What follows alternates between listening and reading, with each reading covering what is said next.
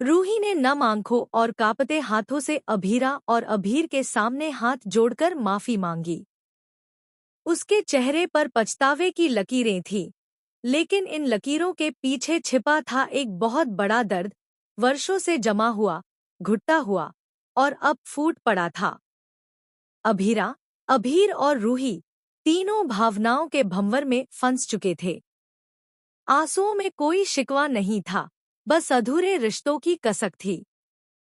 जब तीनों ने एक दूसरे को गले लगाया, तो लगा मानो वर्षों पुरानी दीवारें खुद ब खुद ढह गई हों। वो आलिंगन सिर्फ एक भाव नहीं था, वो था एक टूटी हुई फैमिली का पुनर्जन्म। जी हाँ, आपने बिल्कुल सही सुना। सीरियल रिश्ता क्या कहलाता है के आगामी एपिसोड्स में आने वाला है एक तूफानी मोड़।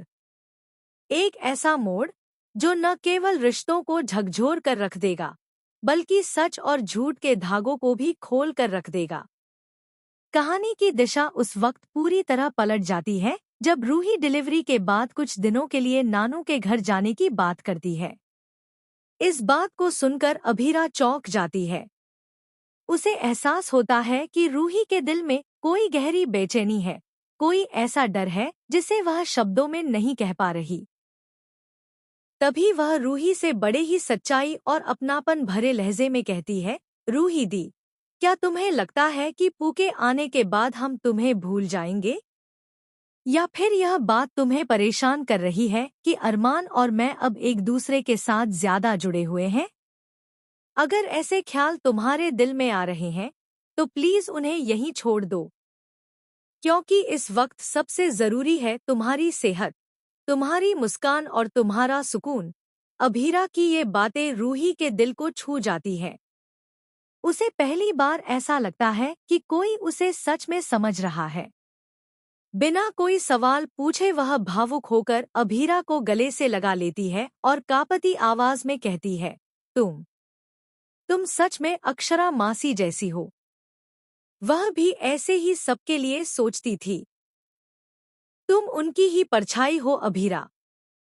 तुम्हारे भीतर वही प्रेम, वही त्याग और वही ताकत है। इसके बाद रूही दिल का बोझ हल्का करना शुरू करती है। सालों से छुपा एक ऐसा राज जो आज जुबान पर आ ही गया। मेरी माता श्री की जान मेरी वजह से गई थी, लेकिन अक्षरा मासी ने पूरा दोष अपने सिर ले लिया। और मैंने क्या किया? मैंने हमेशा उनके साथ सख्ती बरती, कड़वी बातें की। मैंने उनकी ममता को, उनकी चुप्पी को, उनकी कमजोरी समझा। रूही की आंखों से आंसू थमने का नाम नहीं ले रहे थे। उसकी आवाज डूबती जाती है, लेकिन उसके शब्द हर किसी के दिल में उतरते जा रहे थे। अक्षरा मासी ने हर बार मुझे चुना। पहले, खुद से पहले। वह फरिश्ता थी। और मैं सिर्फ खुद की तकलीफों में डूबी रही। मुझे कभी उनकी खामोशी में छिपा दर्द दिखाई ही नहीं दिया। और तभी वहां आ जाता है अभीर।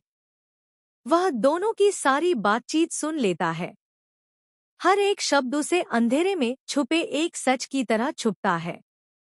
उसे समझ आता है कि उसका बचपन क्यों अधूरा था, उसके रिश्ते क्यों बिखरे हुए थे। वह महसूस करता है कि जितनी भी दूरियां थीं, उनकी जड़ें कहीं ना कहीं इसी अधूरे सच में थी। रूही अब पूरी तरह टूट चुकी होती है। वह दोनों के सामने हाथ जोड़कर खड़ी होती है, मानो न्याय की उम्मीद कर रही हो। मेरी वजह से तुमने अपना बचपन खो दिया अभीर। मेरी वजह से तुम दोनों कभी एक परिवार की तरह नहीं पल सके। मैं जानती हूँ कि मैं कभी भी वह सब नहीं लौटा सकती, लेकिन क्या तुम मुझे माफ कर सकते हो? कमरे में एक गहरा सन्नाटा पसर जाता है। सिर्फ रूही की सिसकियां और दीवारों से टकराती दिलों की धड़कनें सुनाई देती हैं। लेकिन कहानी यहीं खत्म नहीं होती। अब बड़ा सवाल यह है, क्या अभीरा और अभीर रूही को माफ कर पाएंगे? क्या टूटे हुए दिल फिर से जुड़ पाएंगे? या फिर कोई और राज सामने आएगा जो इस परिवार को एक और तूफान के हवाले कर देगा? और सबसे अहम बात, अरमान, जो इन सब रिश्तों की डोर है, क्या वह इन बिखरे हुए धागों को जोड़ पाएगा?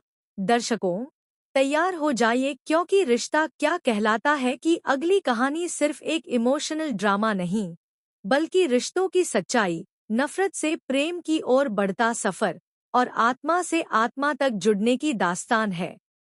आपका क्या कहना है इस दिल को छू लेने वाले ट्रैक के बारे में? क्या रूही का पश्चाताप उसके पिछले सभी गुनाहों को धो सकता है?